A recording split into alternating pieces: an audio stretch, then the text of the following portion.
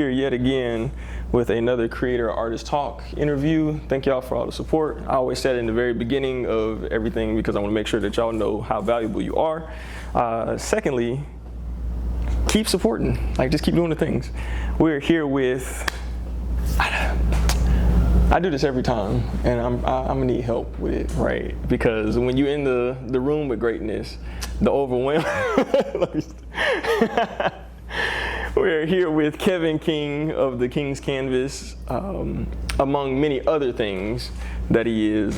He's a wonderful person. He's one of the people that I consider to be my OG, right? He has helped pave the way for a lot of the things in the community that I've had the opportunity to see and be an interest of in the background as things are happening in the foreground. So I just want to say thank you for that.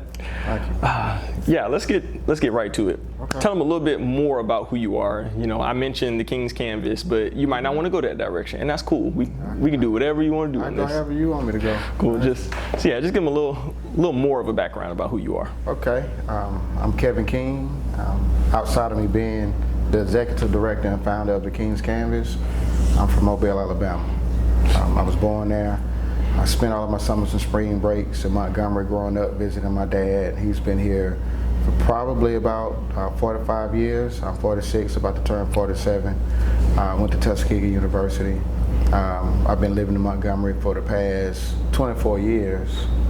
And 20 of those years, I've spent in this neighborhood.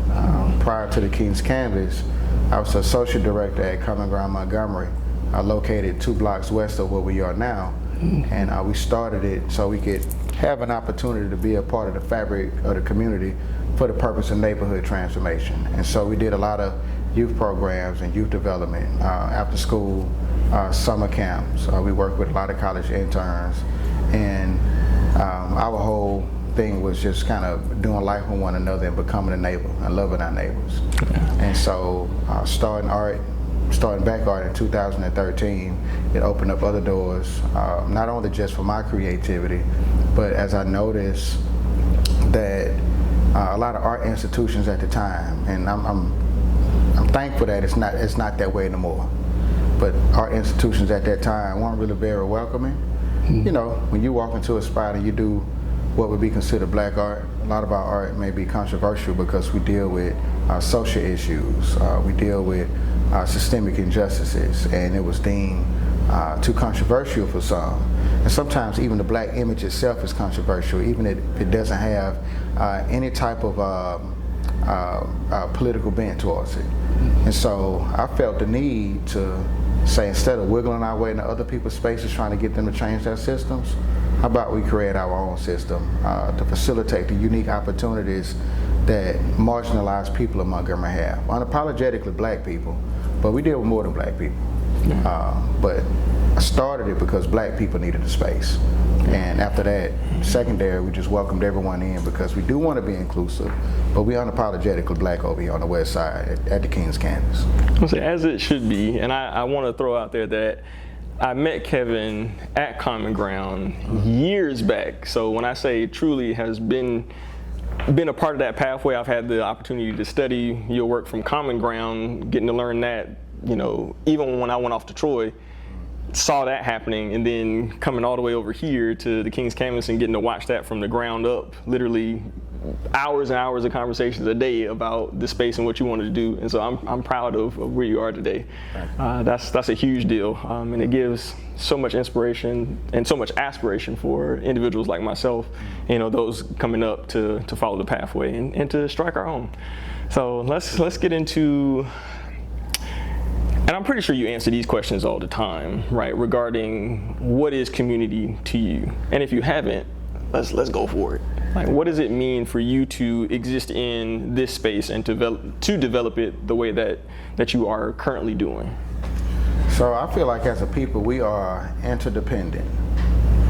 A lot of times we use language like, I got it out the mud.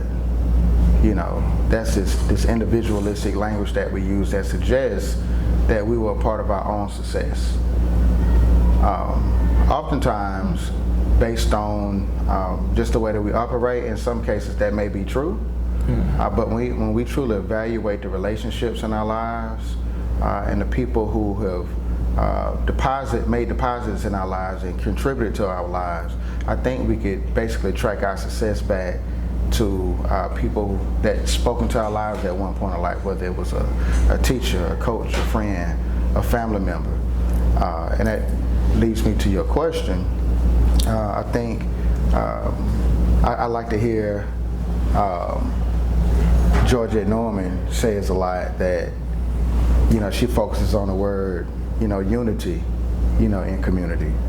And I simply believe that community is when you have a group of people who are not just gathering together, but are people who are doing life together, and they're working towards a common goal. Now that goal may not necessarily be aligned in a way that suggests that they may end up in the same place, but I think as each one has a vision, each one has a purpose, I think we have the opportunity to live with one another and encourage one another and be a resource for one another, to edify one another in a way that suggests that we are literally fighting for one another, we're cheering for one another so we can reach that particular goal at that point, right? And so I don't think community is limited to your particular neighborhood that you're in. I believe the community is anyone that you are doing life with that's in your sphere of influence. And as we work towards common goals and have shared values, and even as we have, even if there's like overlapping, events or opportunities and shared vision and shared values, I believe that goes along with what it means to be in community. So as we're thinking through the entirety of developing community and, the stance of unity as itself, how has that influenced the way that you've developed your art over the years that you've been doing it? So you can talk from childhood all the way up, or you can hit a particular section on your journey, but just how has the community influenced that piece of development for you? So when I started doing art, at some point I took Boyd Stevenson's class. Yes, sir. And I started applying a lot of those principles, and my art sales doubled, and I was like, yo, I can actually live off of this. And I got excited about that. But I took a step back and I said, well, I've learned these principles from my mentor. They're working for me. Hopefully to work for someone else. So I had an opportunity. Do I eventually just keep doing what I'm doing now and do this full time while I'm at Common Ground and at some point transition into a full-time artist? But when I looked at at least the visual art ecosystem at the time, I said, what if I take these ideas, what if I build something and I'm able to build community within the art world, within the art community? And what if we're able to affect change and impact the ecosystem? I chose to impact the ecosystem, right? And I think impacting the ecosystem not only had anything to do with me, but it was you, it was Kalonji, it was Michelle Browder.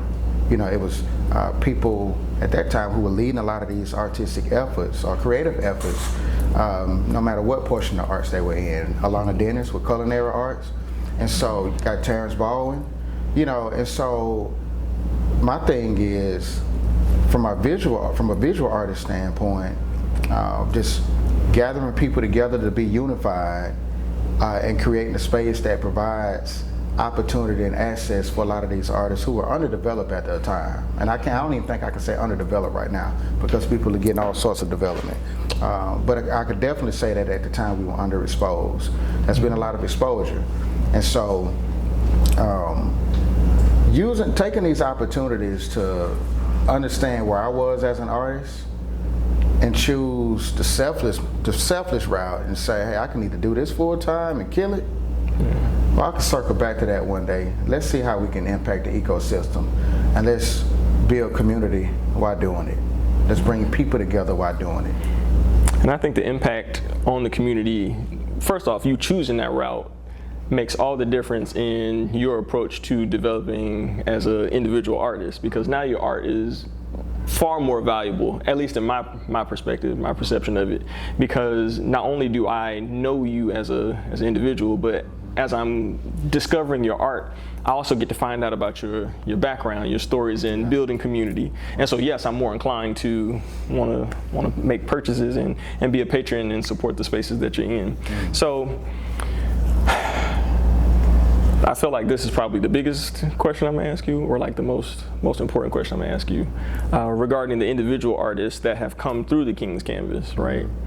Do you think that they truly are on a journey and in a space here to have developed to become you and then past you, right? Do you think that they're getting everything that you got and then more as they've entered into this space? I don't know if the goal is to get everything that I have and past it. One, because I can't necessarily compare myself to anyone, because as an artist, as an individual artist, I'm also an organizational leader. And I've been able to be in spaces, to meet different people, to travel, to fundraise. I don't necessarily think that's the goal, so it's tough for me to do comparisons. What I would say as an artist, I'm nowhere near where I need to be. One of my mentors is Milton Bowens, Milton 510. He gets on me all of the time because he's like, hey Kevin, you're doing this cool thing in the community, but are you creating? Like, are you doing art? Boris Stevens say, hey man, I know how the King's Canvas is going, but what about art by Kevin King? You gotta feed art by Kevin King. And oftentimes I don't feed art by Kevin King because I'm so burnt out after all of this. I default to having a social life.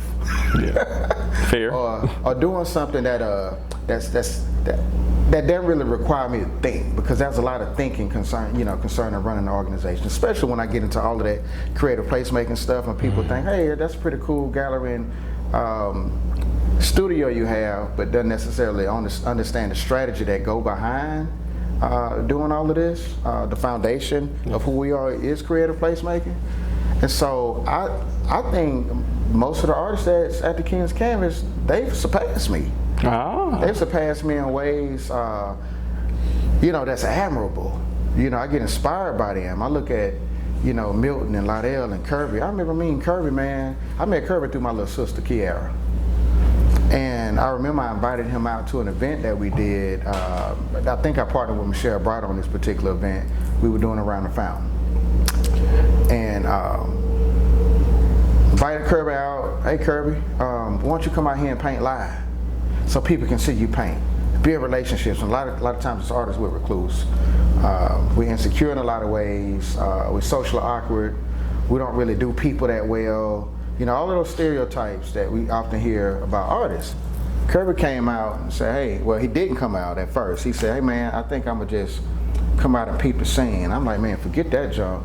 Bring your painting out. Let's come out here and meet some people. Nobody's gonna know you if you peep the scene. Kirby was like, man, I don't have an easel. I said, well, we have one at the King's Canvas. Well, I don't have a chair. I have a chair. What's your other excuse? Just eliminating those excuses. And he just kind of laughed and he came out. Kirby started painting. He sold that painting before he was done with it. And that was encouraging to him and me, and that wouldn't have happened if I hadn't been his cheerleader in that moment, and if he hadn't just accepted that challenge to come, because he could have said, man, I'm just not doing it. I'm a grown man, you can't tell me what to do. But I look at that brother now, and I see he's a machine. He's kicking out stuff. And I don't understand how he does it, because he paints with these small brushes. Like, how do you paint with these small brushes on 24 by 36 and 30 by 40 canvases, and you just kicking it out? And so I look at him, I look at the murals that a lot of other ones are doing. I look at Maya's work. I'm looking at some of our artists, they're doing this full time.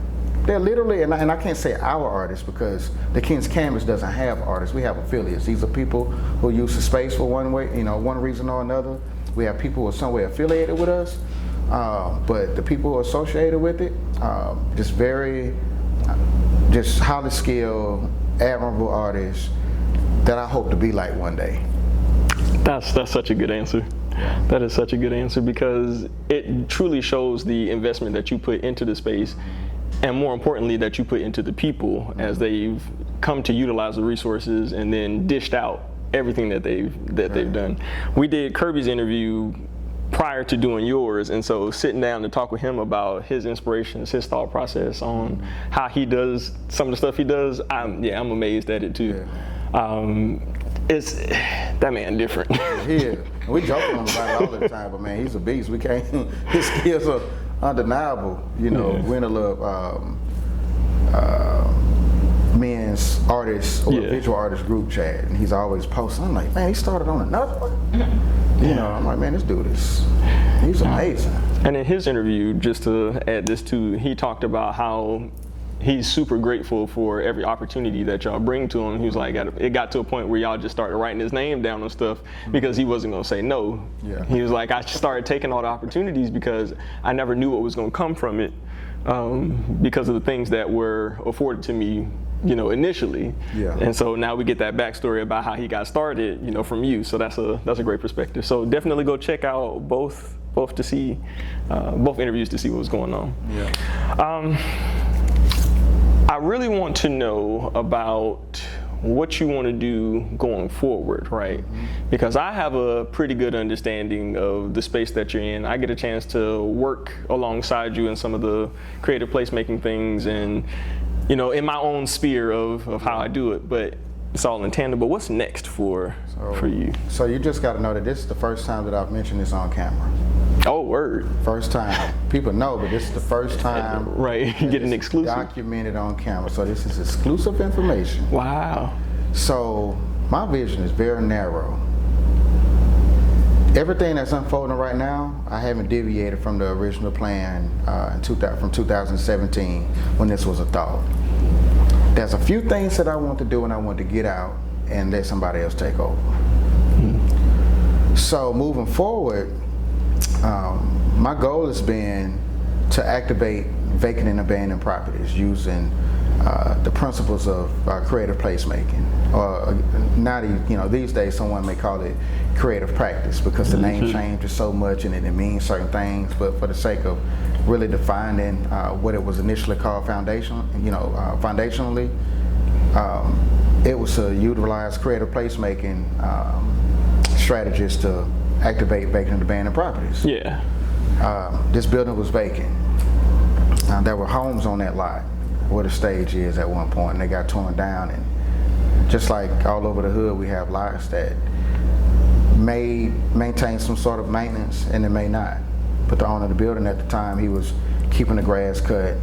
This building was used as storage on the 7 of Montgomery Marsh Trail. So I said, hey, we need an art gallery because we don't really need people telling us when we can exhibit in galleries or not. We need a conducive space to create because sometimes our houses are overrun with families and children and people we can't necessarily concentrate. Anthony Brock approached me, and this was a part of the strategy as well because I knew once we painted that mural that it would become a global tourism attraction, and it has. I knew at some point someone would want to put businesses in this space, and that's why it was so important to have a storefront type of setting. So Anthony Brock approached me back in 2020 and said, hey, what do you think about me putting a bookstore there? You know, at that time he said bookstore / coffee shop. Now they have a Keurig in there, but it's not really a coffee shop.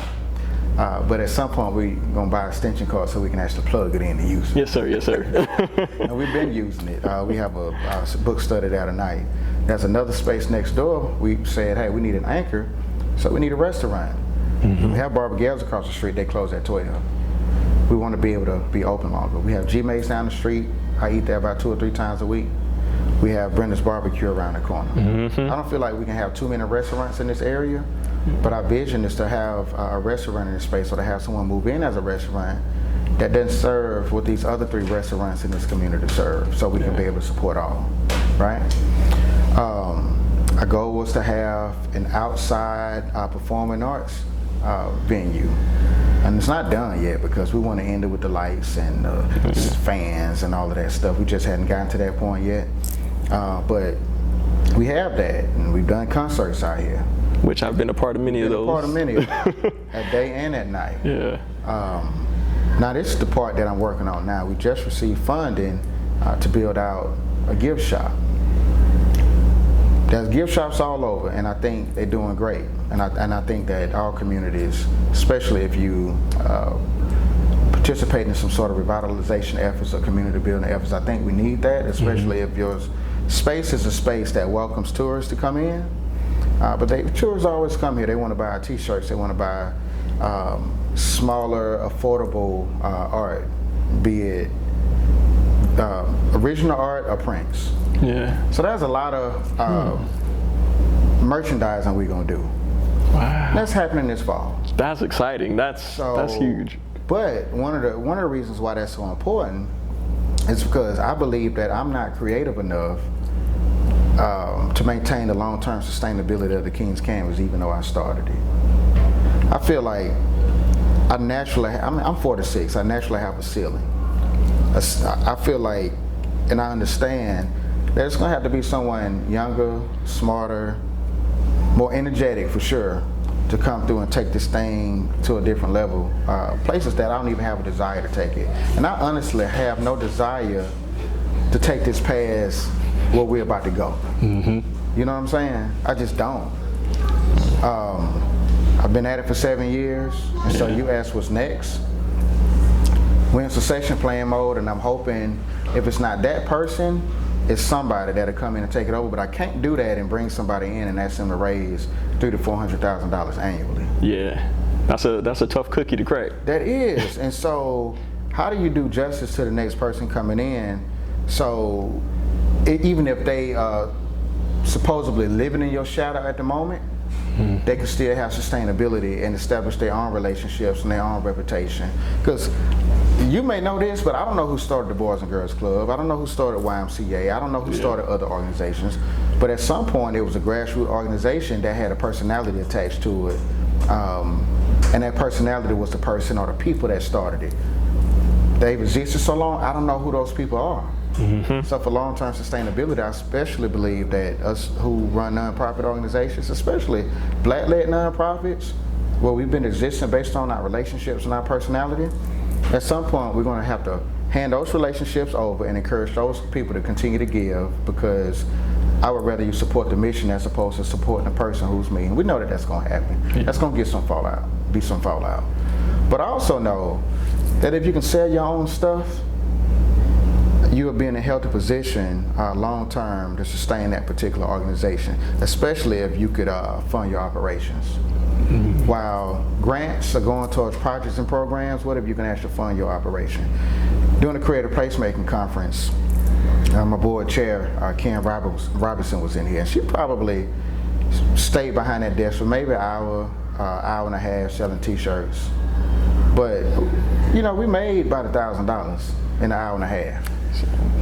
And I look at those numbers and I'm like, yo, we're able to get someone in here, 5 days a week. Tours already come by, and what if we can ramp that up, and what if we can have some long-term sustainability through offering this gift shop option and having artists put that stuff in the gift shop and we get a percentage, they get the higher percentage. That's where we're going with it. I'm moving towards long-term sustainability for the King's Canvas. That's on my mind right now. These shows that we do are good. These exhibits are great because we've sold art doing a lot of those exhibits. Having this space is great. If people use it, cool. If they don't have an opportunity to use it and they have some, if they don't want to use it and they have someone else, cool. If they never set foot in this space but they get the artist call and people are now able to do pop-ups and this, that's cool. But as far as long-term programming, I think that's really going to be up to the next person who comes in to take it a lot further. We are thinking through some programming right now over the next 2 to 3 years that I think is going to be pretty cool. But here's the part that I hadn't mentioned anywhere. I personally started a consulting business called Creative Community Strategies, LLC, right? And I speak at these Creative Placemaking Conference and Center for Community Progress conferences. And I'm able to talk about what we do, how we started the vision, just 45-minute to an hour-long talks. I'm able to do that. And I found out that a lot of these people, once they see what we do, it's impressive to them. Yeah. Now, these people have budgets. I still have a daughter to take care of, and so I started this consulting business as a way to continuously meet people, but to basically have a space of land after the King's Canvas, and I just like helping people. So, I just received signed a contract out of Louisiana with the Louisiana Office of Cultural Development. Nice. And they have a pilot program called Partners in Place where we put the word out for cultural sites and all throughout Louisiana to apply to have a consultant come on board to spend a little time with them to kind of talk about how to build out their spaces. And I'm the consultant that's doing that. And we landed on Jeanerette, Louisiana, Hammond, Louisiana, and surprisingly, New Orleans, Louisiana. Which is very intimidating. Yeah, I don't think New that's. Orleans have a lot of culture. It's a heck of a lot happening there. But the young lady who is over the Louisiana Office of Cultural Development that's brought us on to do this, she explained to me that even though it appears to be, there's still a lot of vacant buildings in the French quarters. You still have organizations that are trying to connect a certain way outside of just busking opportunities, right? Yeah. And so that's why I'm headed between that and focusing on my art. That's eventually where I want to land. I honestly don't want to be 50 years old as the executive director of the King's Canvas. Yeah. That's not my desire. So whether it's the person who I've been talking about taking over, and to be honest with you, maybe it's one of y'all. I don't know who wants this. I just don't know. But I believe that Montgomery now has a lot of competent creatives that can do more than I could ever possibly imagine doing with this brand.